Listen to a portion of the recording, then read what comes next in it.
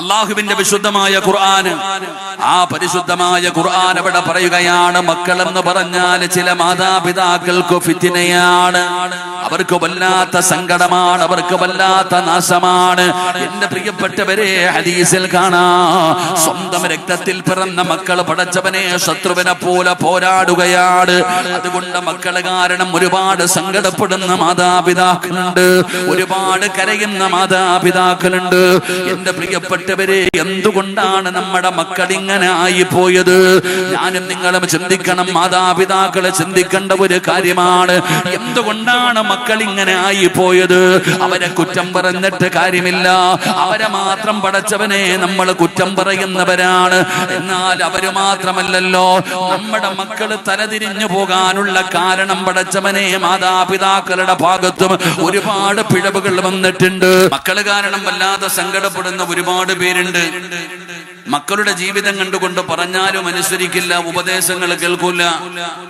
അപ്പൊ പടച്ചവനെ മക്കളുടെ ജീവിതം കാരണം മറ്റുള്ളവരുടെ മുമ്പിൽ നാണം കെട്ടവരെ പോലെ പടച്ചവനെ തലകുനിച്ചു നടക്കുന്ന ഒരുപാട് മാതാപിതാക്കൾ. മക്കളുടെ സ്വഭാവം കാണുമ്പോൾ വല്ലാത്ത സങ്കടമാ. ഉപ്പയ്യ ചീത്ത വിളിക്കുന്ന, ഉമ്മാടെ നേരെ കയർത്തു ചാടുന്ന മാതാപിതാക്കളെ വല്ലാതെ വേദനിപ്പിക്കുന്ന ഒരുപാട് മക്കളുണ്ട്. അവര് കാരണം സങ്കടപ്പെടുന്ന ഒരുപാട് മാതാപിതാക്കൾ അവരെപ്പോഴും ഈ മഖാമിന്റെ മുമ്പിൽ വരുമ്പോഴും, ഉസ്താദന്മാരെ കാണുമ്പോഴും, സയ്യിദന്മാരെ കാണുമ്പോഴും അവര് പറയും, പടച്ചവനെ ഒന്ന് ദുആ ചെയ്യണം എന്റെ മക്കളെ നന്നാകാൻ, എന്റെ പൊന്നാര മക്കളെ നന്നാകാൻ. എന്റെ പ്രിയപ്പെട്ടവരെ, എനിക്ക് ഓർമ്മ വരുന്നത്, ഞാൻ പരിശുദ്ധമായ കഅബാലയത്തിലേക്ക് കടന്നു ചെന്നു. എന്റെ പ്രിയപ്പെട്ട സഹോദര, തവാഫെല്ലാം കഴിഞ്ഞിട്ട് മഖാമ് ഇബ്രാഹീമിന്റെ മുമ്പിൽ വന്ന് നിസ്കരിക്കുമ്പോൾ, ആ കഅബാലയത്തിന്റെ മുമ്പിൽ മഖാമ് ഇബ്രാഹീമിന്റെ മുമ്പിൽ സുജൂദിൽ കിടന്നിട്ട് ഒരു പിതാവ് പടച്ചവനോട് ദുആ ചെയ്യുന്നത് സ്വർഗ്ഗം തരണേ എന്നല്ല, ആ പിതാവ് ആ സ്ഥലത്ത് പോലും കടന്നുകൊണ്ട് പടച്ചവനോട് പറയുന്നത്, പടച്ചവനെ എന്റെ പൊന്നുമോനെ നീ നന്നാക്കി തരണം, എന്റെ മകന്റെ ദുസ്വഭാവങ്ങളൊക്കെ മാറ്റി തരണം എന്ന് ആ കഅബാലയത്തിന്റെ മുറ്റത്ത് കിടന്ന് ദുആ ചെയ്യുന്ന ഒരു പിതാവിനെ ഞാൻ കണ്ടു. എന്റെ പ്രിയപ്പെട്ടവരെ, അള്ളാഹുവിന്റെ വിശുദ്ധമായ ഖുർആന്, മക്കളെ കുറിച്ച് പരിശുദ്ധമായ ഖുർആനിൽ 2 ആയത്തുകളാണ് അള്ളാഹു പറയുന്നത്. ഒന്ന് പരിശുദ്ധമായ ഖുർആൻ മക്കളെ കുറിച്ച് പറഞ്ഞത്, അള്ളാഹുവിന്റെ പരിശുദ്ധമായ ഖുർആൻ പറയുന്നു, അൽ മാലു വൽ ബനൂന സീനത്തുൽ ഹയാത്തുദ് ദുനിയ വൽ ബാഖിയാത്തു സ്വാലിഹാത്ത്. എന്റെ പ്രിയപ്പെട്ടവരെ, അള്ളാഹുവിന്റെ വിശുദ്ധമായ ഖുർആൻ പറയുകയാ, മക്കൾ കാരണം ചില മാതാപിതാക്കൾക്കും മക്കളെന്ന് പറയുന്നത് വലിയ ഒരു സൗഭാഗ്യമാണ്, അവർക്ക് വലിയ ഒരു അംഗീകാരമാണ്, വലിയ ഒരു അലങ്കാരമാണ്. മക്കളുടെ കൈപിടിച്ചുകൊണ്ട് നാളെ മാതാപിതാക്കൾ മക്കളുടെ കൈപിടിച്ചുകൊണ്ട് നാളെ സ്വർഗത്തിലേക്ക് കടന്നു പോകും. സ്വാലിഹീങ്ങളായ മക്കൾ, മാതാപിതാക്കൾക്ക് ഗുണം ചെയ്യുന്ന മക്കള്, ആ മാതാപിതാക്കളെ പൊന്നുപോലെ നോക്കുന്ന മക്കള്. അള്ളാഹുവിന്റെ പരിശുദ്ധമായ ഖുർആൻ മക്കളെ കുറിച്ച് പറഞ്ഞത്, അത് മാതാപിതാക്കൾക്ക് അലങ്കാരമാണ്, അവർക്ക് അനുഗ്രഹമാണ്, അവർക്ക് സൗഭാഗ്യമാണ് എന്ന് ഖുർആൻ പറയുമ്പോൾ, അതേ ഖുർആനിൽ തന്നെ മറ്റൊരു ഭാഗത്ത് അള്ളാഹു പറയുന്നു, ഇന്നമാ അംവാലുക്കും വ ഔലാദുക്കും ഫിത്ന. അള്ളാഹുവിന്റെ വിശുദ്ധമായ ഖുർആൻ, ആ പരിശുദ്ധമായ ഖുർആൻ അവിടെ പറയുകയാണ്, മക്കളെന്ന് പറഞ്ഞാൽ ചില മാതാപിതാക്കൾക്ക് ഫിത്നയാണ്, അവർക്ക് വല്ലാത്ത സങ്കടമാണ്, അവർക്ക് വല്ലാത്ത നാശമാണ്. എന്റെ പ്രിയപ്പെട്ടവരെ, ഹദീസിൽ കാണാം, സ്വന്തം രക്തത്തിൽ പിറന്ന മക്കൾ പടച്ചവനെ ശത്രുവിനെ പോലെ പോരാടുകയാണ്. അതുകൊണ്ട് മക്കള് കാരണം ഒരുപാട് സങ്കടപ്പെടുന്ന മാതാപിതാക്കളുണ്ട്, ഒരുപാട് കരയുന്ന മാതാപിതാക്കളുണ്ട്. എന്റെ പ്രിയപ്പെട്ടവരെ, എന്തുകൊണ്ടാണ് നമ്മുടെ മക്കൾ ഇങ്ങനെ ആയിപ്പോയത്? ഞാനും നിങ്ങളും ചിന്തിക്കണം, മാതാപിതാക്കളെ ചിന്തിക്കേണ്ട ഒരു കാര്യമാണ്. എന്തുകൊണ്ടാണ് മക്കൾ ഇങ്ങനെ ആയിപ്പോയത്? അവരെ കുറ്റം പറഞ്ഞിട്ട് കാര്യമില്ല, അവരെ മാത്രം പടച്ചവനെ നമ്മൾ കുറ്റം പറയുന്നവരാണ്. എന്നാൽ അവര് മാത്രമല്ലല്ലോ, നമ്മുടെ മക്കള് തലതിരിഞ്ഞു പോകാനുള്ള കാരണം പടച്ചവനെ മാതാപിതാക്കളുടെ ഭാഗത്തും ഒരുപാട് പിഴവുകൾ വന്നിട്ടുണ്ട്, ഒരുപാട് തെറ്റുകൾ വന്നിട്ടുണ്ട്. അതുകൊണ്ട് പടച്ചവനെ എങ്ങനെയാണ് മക്കളെ വളർത്തേണ്ടത് എന്ന് ഖുർആൻ അവിടുന്ന് പരിചയപ്പെടുത്തുകയാ. എന്റെ പ്രിയപ്പെട്ട ഉപ്പമാരോട്, ഉമ്മമാരോട് എങ്ങനെയാണ് മക്കളെ വളർത്തേണ്ടതെന്നറിയോ? എങ്ങനെയാണ് മക്കളെ വളർത്തേണ്ടത്? അല്ലാഹുവിന്റെ പരിശുദ്ധമായ ഖുർആനിന്റെ 114 സൂറത്തുകൾ, 6600 പരം വരുന്ന ആയത്തുകൾ. ആ ഖുർആനിൽ അല്ലാഹു പറയാത്തതൊന്നുമില്ലല്ലോ. എല്ലാം അല്ലാഹു ഖുർആനിൽ പറഞ്ഞിട്ടുണ്ട്. എല്ലാം അല്ലാഹു ഖുർആനിൽ പറഞ്ഞിട്ടുണ്ട്. പറയാത്തതൊന്നുമില്ല. രാജ്യം ഭരിക്കേണ്ടത് എങ്ങനെയാണ് പടച്ചവനെ ഖുർആൻ പറയുന്നുണ്ടല്ലോ. ഒരു വീട് നയിക്കേണ്ടത് എങ്ങനെയാണ് ഖുർആൻ പറയുകയാ. അതുകൊണ്ട് എന്റെ പ്രിയപ്പെട്ട സഹോദരങ്ങളോട് സഹോദരിമാരോട് അല്ലാഹുവിന്റെ വിശുദ്ധമായ ഖുർആൻ ഒരുപാട് ചരിത്രങ്ങൾ എനിക്കും നിങ്ങൾക്കും പറഞ്ഞു തരുന്നുണ്ടല്ലോ. ഒരുപാട് ചരിത്രം ഖുർആൻ അവിടെ നിന്ന് പറഞ്ഞു തരികയാ. അതാ പരിശുദ്ധമായ ഖുർആനിൽ അല്ലാഹു ഒരുപാട് കഥകൾ പറയുന്നുണ്ട്. ഒരുപാട് ചരിത്രം അല്ലാഹു ഖുർആനിൽ പറയുന്നുണ്ട്. ആ ചരിത്രം പറഞ്ഞപ്പോൾ അല്ലാഹു ഖുർആനിൽ പറയുന്നു, അതാ പടച്ചവനെ അഹ്സനുൽ ഖസസ്, ഏറ്റവും മനോഹരമായ ചരിത്രമെന്ന് അല്ലാഹുവിന്റെ പരിശുദ്ധമായ ഖുർആൻ അവിടെ നിന്ന് പരിചയപ്പെടുത്തിയ ചരിത്രം ആരുടെ ചരിത്രമാണെന്നറിയോ?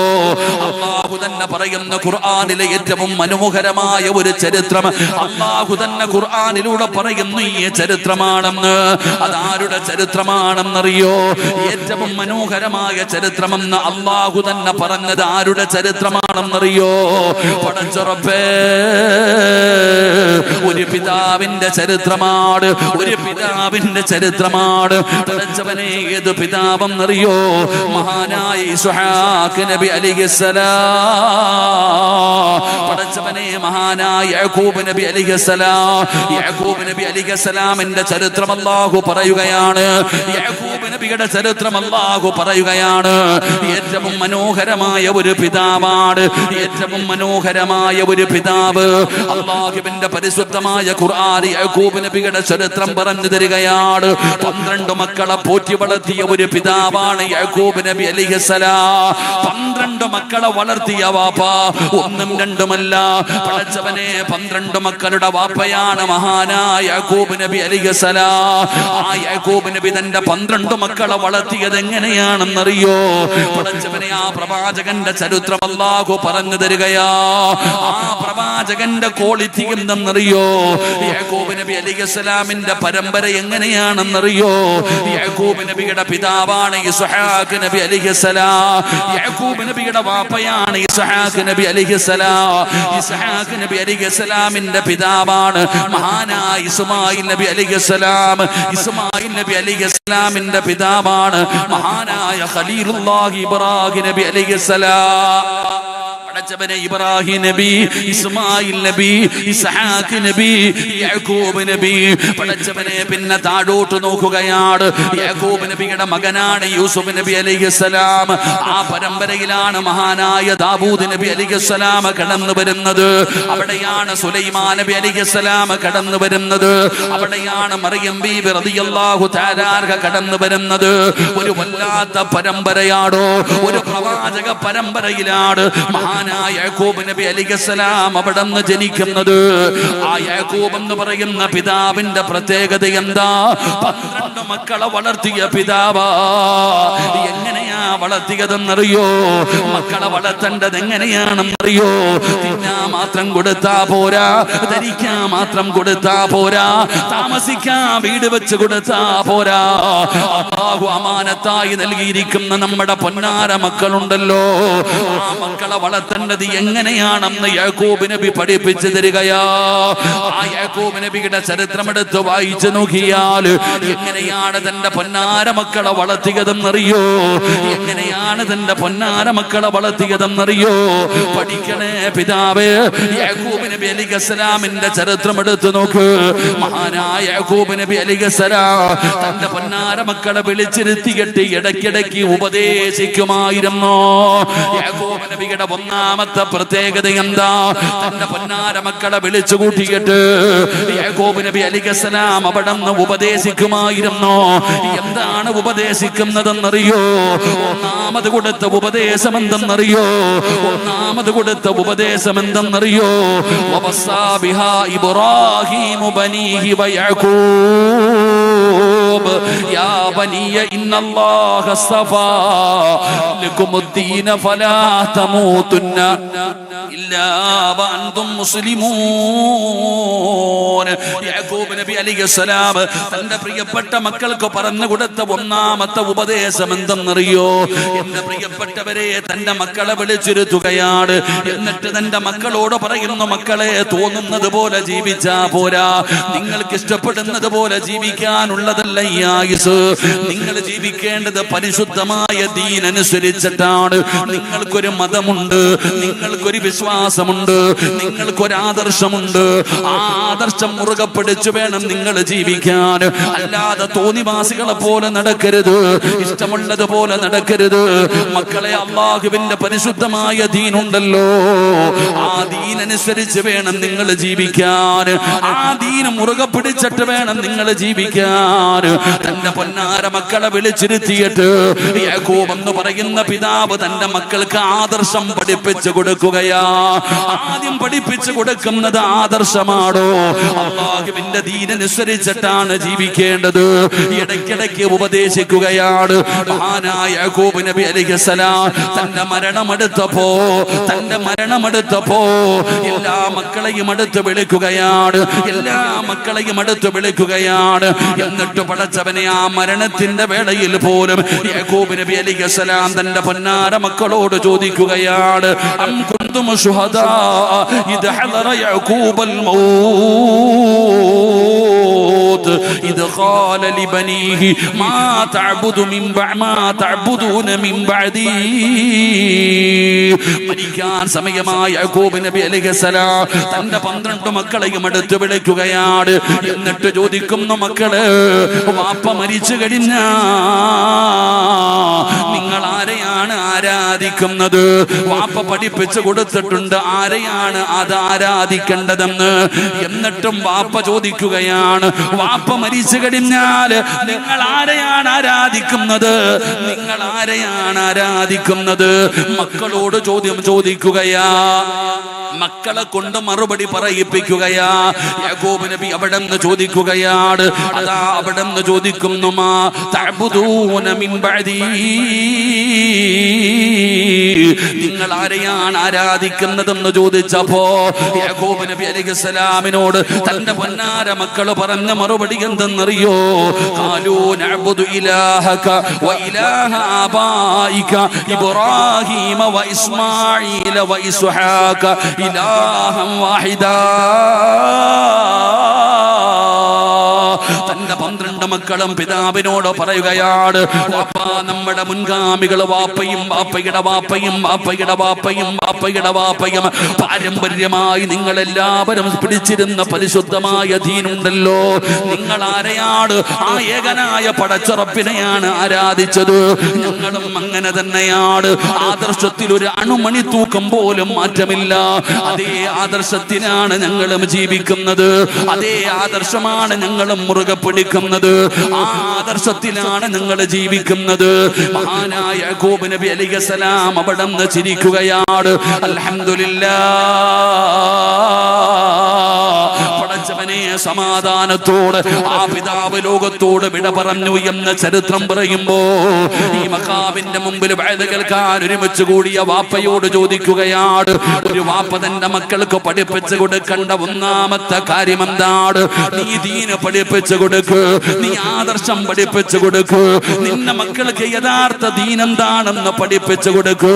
അത് നിന്റെ കടമയാണ്, അത് നിന്റെ ബാധ്യതയാണ്. എന്റെ പ്രിയപ്പെട്ട സഹോദര, ഇന്ന് അങ്ങനെയല്ലടോ.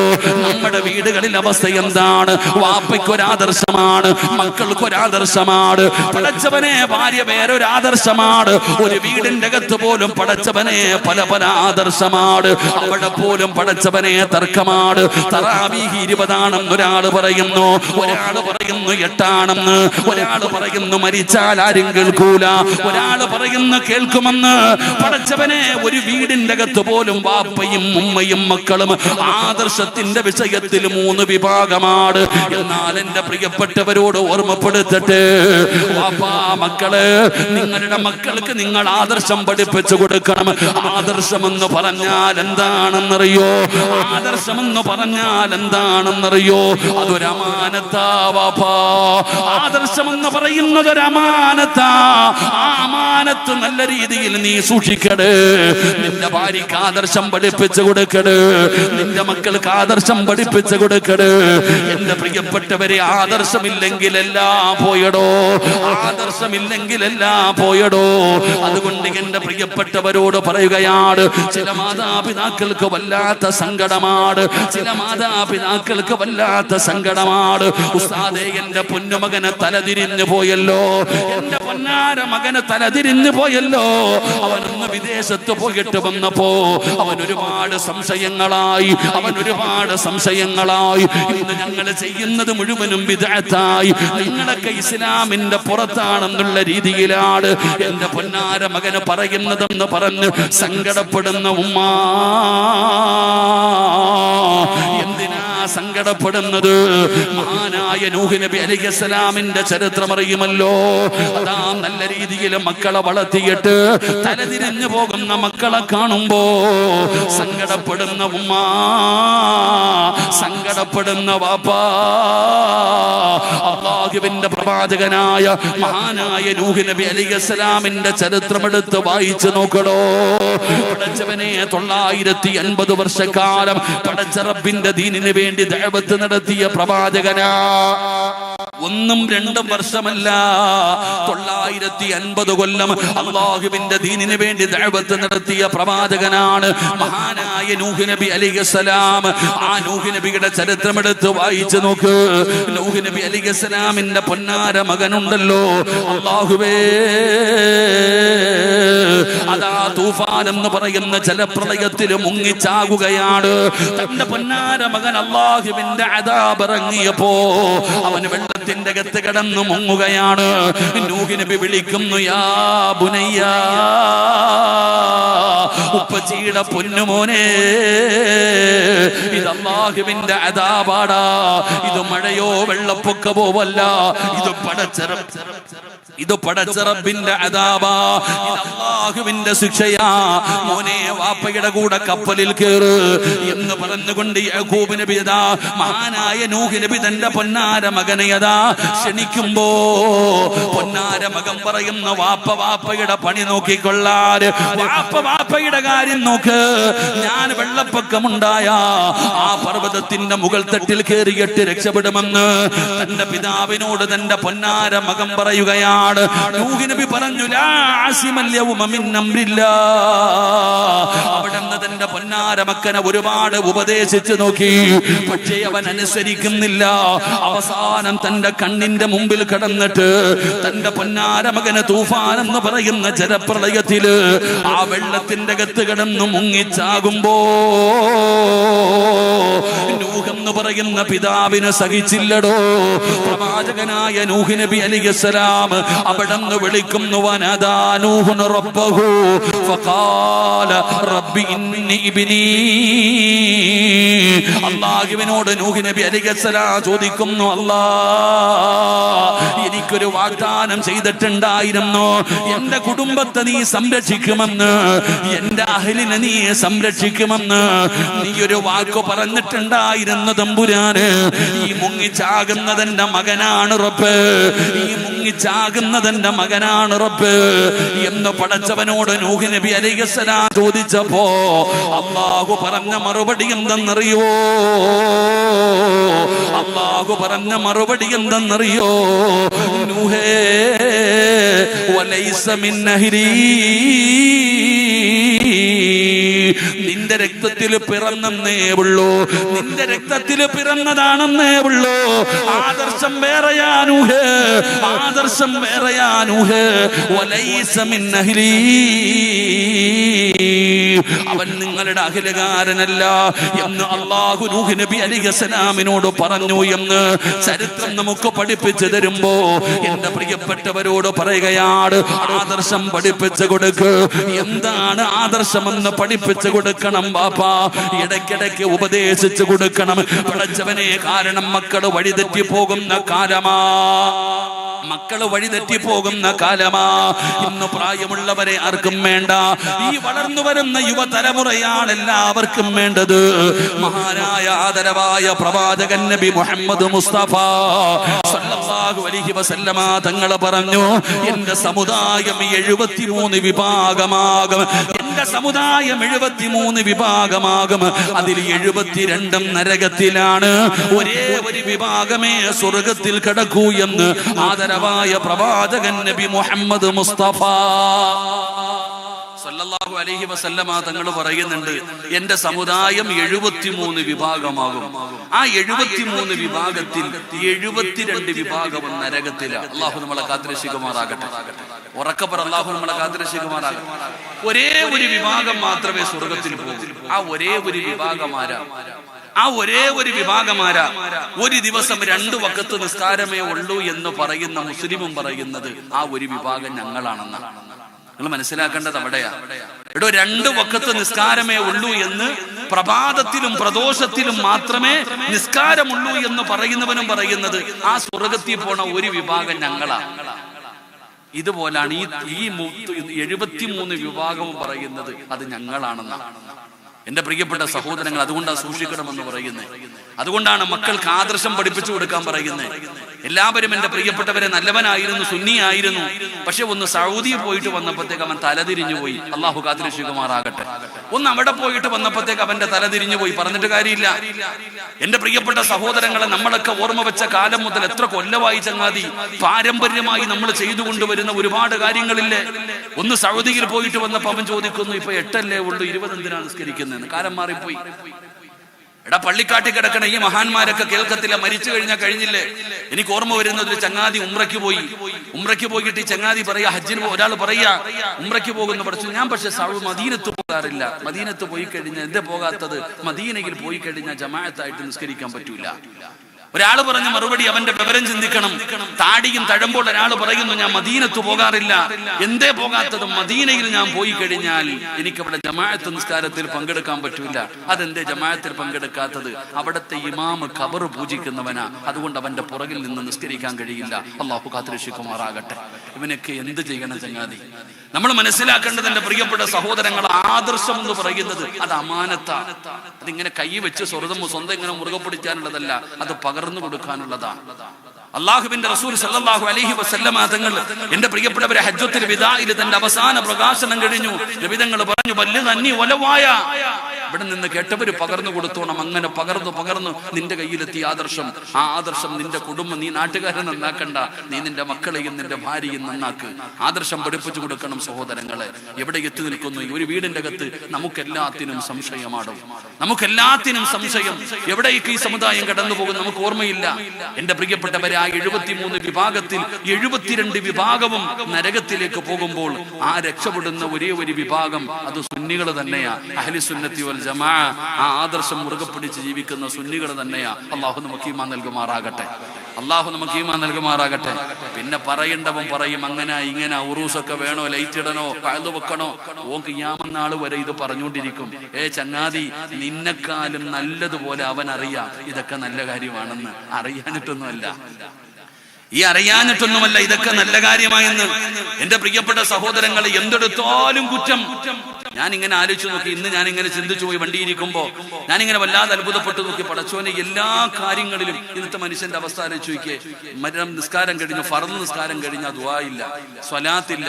എന്റെ പ്രിയപ്പെട്ട സഹോദരങ്ങളെ, മൗലിദില്ല, റാത്തീബില്ല, കുത്തുബിയ്യത്തില്ല, മരിച്ചാ കേൾക്കൂല, മഹാന്മാരുടെ മക്കാമി പോയിട്ട് കാര്യമില്ല, നബിദിനമില്ല, മേറാജില്ല, റജബില്ല, ഒന്നുമില്ല. പടച്ചവൻ ഇങ്ങനെ പറഞ്ഞു ജനിച്ച ഉടനെ ബാങ്ക് വിളിക്കാൻ ബിദ്അത്താ, ഇഖാമത്ത് കൊടുക്കുന്നതും ബിദ്അത്താ, ഇങ്ങനെ പറഞ്ഞു മൊത്തവും ബിദ്അത്താ. ഇനി സുന്നത്ത് കല്യാണം മാത്രമേ ഉള്ളൂ ബിദ്അത്തല്ല എന്ന് പറയുന്നത്. അതും കൂടെ കഴിഞ്ഞു. അള്ളാഹു കാത്തുരക്ഷിക്കുമാറാകട്ടെ. എടാ, ഈ ജനിച്ച ബാങ്ക് കൊടുക്കണേക്കാം, ഇതും ബിദ്അത്ത്. ഇങ്ങനെ തോന്നുന്നത് മുഴുവനും അവർക്ക് ഇഷ്ടപ്പെടുന്നത് ഇങ്ങോട്ട് എടുക്കും. പൊന്നാര ചങ്ങാതി, എന്തിനാ മക്കളെ കുറ്റം പറയുന്നത്? ഞാൻ എന്റെ പ്രിയപ്പെട്ടവരോട് പറയും, ഇന്നത്തെ യുവതലമുറ മക്കളെ, നിങ്ങളെ എല്ലാവർക്കും വേണ്ടത്. നിങ്ങളെ പിഴപ്പിക്കാൻ വേണ്ടി താടിയും തഴമ്പും തൊപ്പിയും തലപ്പയും ഷാള് വിട്ടുകൊണ്ട് എല്ലാം ഇറങ്ങിയിട്ടുണ്ട്. അള്ളാഹു കാത്തിരക്ഷിക്കുമാറാകട്ടെ. ആദർശം നിങ്ങൾ ഒരിക്കലും പണയം വെക്കരുത്. എന്റെ പ്രിയപ്പെട്ടവരോട് പറയുന്നു, ഇതിന്റെയൊക്കെ മുമ്പിൽ നിൽക്കുന്നവന്റെ താടിയുടെ നീളം മുട്ടുവരെയാ. പടച്ചവനെ കണ്ട എന്താണെന്നറിയോ? ഇതിന്റെയൊക്കെ മുമ്പിൽ നിൽക്കുന്നവർ നമ്മൾ മനസ്സിലാക്കേണ്ടത് അവിടെയാ. എല്ലാത്തിലും ഉണ്ട്, എല്ലാത്തിലും. ഓരോന്നിന്റെ ഒക്കെ കോലം കണ്ട ആർക്കും സങ്കടം തോന്നും. അള്ളാഹു നമ്മളെ കാത്തിരക്ഷിക്കുമാറാകട്ടെ.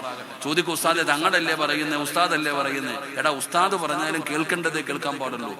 എല്ലാത്തിനും ആകാശത്തിന്റെ കീഴിൽ നടക്കുന്നതിൽ ഏറ്റവും നല്ല മനുഷ്യൻ ആലിമീങ്ങളാ. അള്ളാഹു ആ കൂട്ടത്തിൽ ഞങ്ങളെ പെടുത്തുമാറാകട്ടെ. ആമീൻ പറ. ആകാശത്തിന്റെ കീഴിൽ നടക്കുന്നതിൽ ഏറ്റവും നല്ലവനാരാ? ഏറ്റവും നല്ലവനാരാ? നിനക്ക് പറയാൻ മടിയുണ്ടാവും, എന്നാലും പറയണം. ഏറ്റവും നല്ലവനാരാ? കേട്ടില്ല കേട്ടില്ല ഉസ്താദന്മാര് പറ. ഏറ്റവും നല്ലവനാരാ? ഉസ്താദന്മാർ. അള്ളാഹു ഞങ്ങളൊക്കെ ആ കൂട്ടത്തിൽ പെടുത്തുമാറാകട്ടെ. ഏറ്റവും തലതിരിഞ്ഞവനാരാ?